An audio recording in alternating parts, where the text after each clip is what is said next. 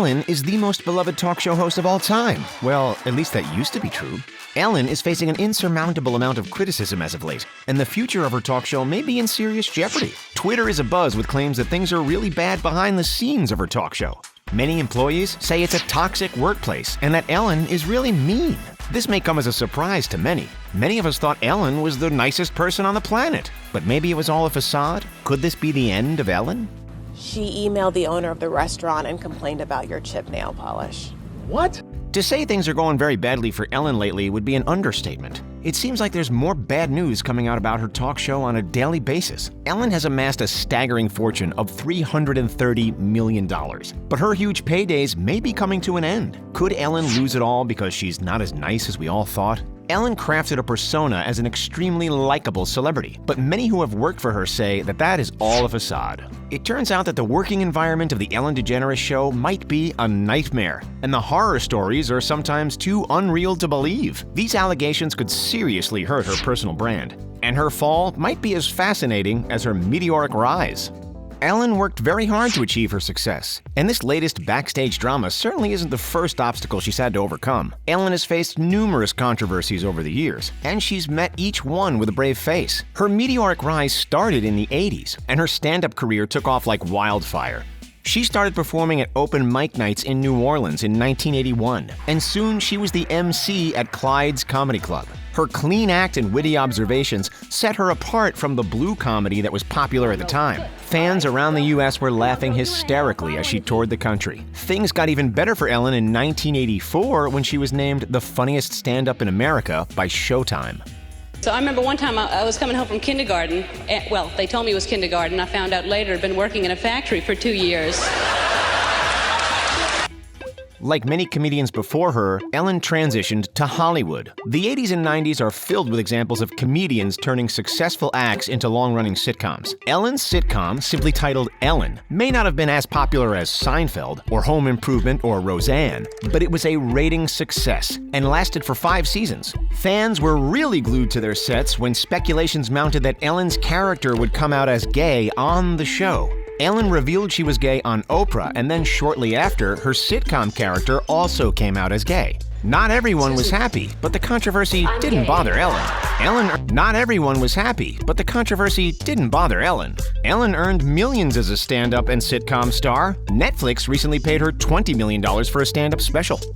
Ellen DeGeneres really started to make big bucks as a talk show host. She followed the success of Oprah and created a daytime talk show empire. Millions watched her fun and carefree show. Audience members couldn't stop laughing and smiling. Her chemistry with celebrity guests really set her apart from the competition. And almost every episode featured a heartwarming story about a regular everyday person overcoming struggle. From interviews with funny kids to pranks and gags, her show climbed in popularity daily. Clips from her talk show were receiving millions of views on YouTube, and Ellen was raking in millions too. Ratings climbed every year, and she was crushing the competition. Ellen earned $84 million from June 2019 to May 2020, and she's the 12th highest paid celebrity of 2020. By 2017, she was making $50 million per year, so you can see how her big pay bumps have been in recent years. Her YouTube channel alone can pull in $25 million a year. So how exactly does Ellen's talk show make so much dough? The cash rolls in from advertising, and you could say that Ellen has monetized her outgoing attitude. Major companies are willing to donate their products for free or even pay heaps of cash so Ellen can give them away to guests. The publicity these companies gain is invaluable. Emotion and sentiment can be great ways to make piles of cash, and Ellen knows this. The question remains, will the likes of Walmart, Samsung, and Netflix be willing to shell out big bucks if Ellen's image is permanently tarnished? Ellen enjoys her money, and she likes to spend it. She does donate a lot to charity, but she can be frivolous at times too. She even makes some side cash by flipping houses. She purchased a home in Coldwater Canyon for $29 million and then sold it to Ryan Seacrest for $37 million. The success of her talk show has resulted in Ellen having a lavish lifestyle. We got a peek into her daily life on Instagram when quarantine started.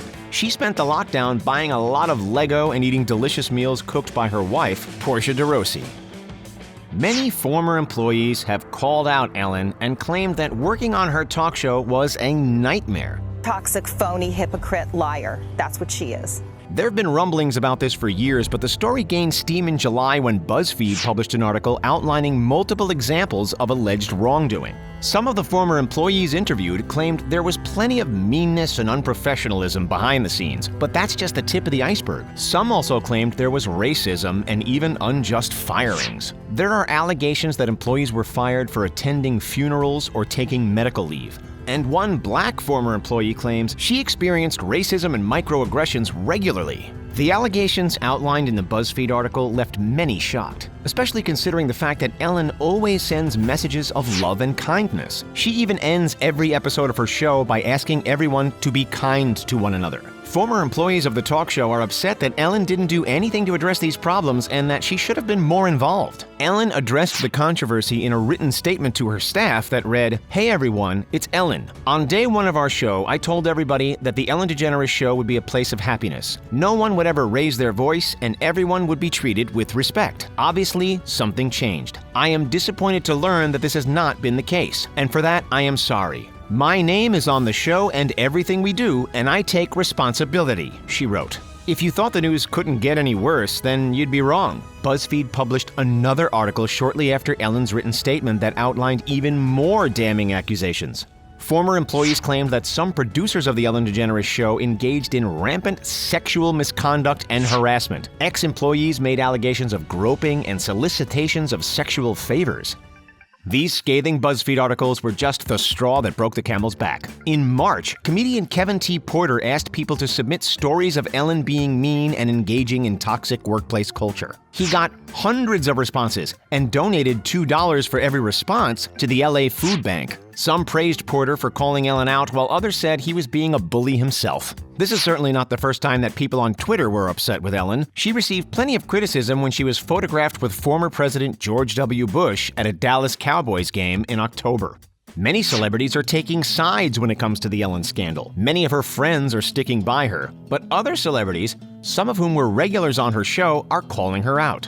Comedian Brad Garrett, who appeared on Ellen's talk show 6 times, claimed that Ellen did in fact know about the toxic workplace culture and that she herself treated others badly. "Sorry, but it comes from the top. No more than one who were treated horribly by her," he tweeted. Former show DJ Tony Okunboa said he witnessed a toxic culture firsthand at the Ellen Degeneres Show. "While I am grateful for the opportunity it afforded me, I did experience and feel the toxicity of the environment, and I stand with my former colleagues in their quest to create a healthier and more inclusive workplace as the show moves forward," he wrote on Instagram. It's not all bad news for Ellen because many of her friends are sticking by her. One of her biggest defenders has been Kevin Hart, but that might be hurting her more than it's helping her. Ellen received heaps of criticism when she brought Hart on her show to address homophobic remarks and jokes he made in the past. "I have known Ellen for years, and I can honestly say she's one of the dopest people on the planet. She has treated my family and my team with love and respect from day one. The internet has become a crazy world of negativity. We are falling in love with people's downfall. It's honestly sad.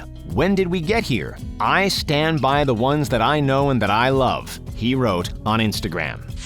Diane Keaton, Jay Leno, and Ashton Kutcher have also come to the defense of Ellen. But it might be too little too late. "I don't discard a 40-year friendship on hearsay. The Ellen I know has raised over $125 million for charity and has always been a kind and decent person," Leno tweeted. "I fully support her." Ashton Kutcher has nothing but good things to say about Ellen amidst the scandal. "She and her team have only treated me and my team with respect and kindness. She never pandered to celebrity, which I always saw as a refreshing honesty," he tweeted. "When things aren't right, she handles and fixes." Many of Ellen's friends are standing by her as the situation gets worse, but it might not help. There are already talks that the show could be canceled. Ratings of her show have plummeted to an all-time low amidst the backstage drama. A 1.0 live plus same-day rating. That's a far cry from the 3.4 rating she scored when Michelle Obama was on the show just 2 years ago. James Corden seems to be the frontrunner to take over hosting duties from Ellen. Corden's move from late night to daytime would mean Ellen would be out and her career probably over. Another option would be Ellen deciding to leave on her own terms. As the allegations mount, she might want to call it quits. There are rumors she could decide to end the show on her own accord. If she hopes to salvage her personal brand, this might be a wise decision. I am so sad, and I am so angry Well, that's it, folks. What's your take on the recent backstage drama? Do you think Ellen's talk show is kaput? Can she recover, or do you think she will be replaced? Do you think the criticism is valid, or is it just another case of cancel culture run amok? Like and subscribe, and let us know in the comments down below.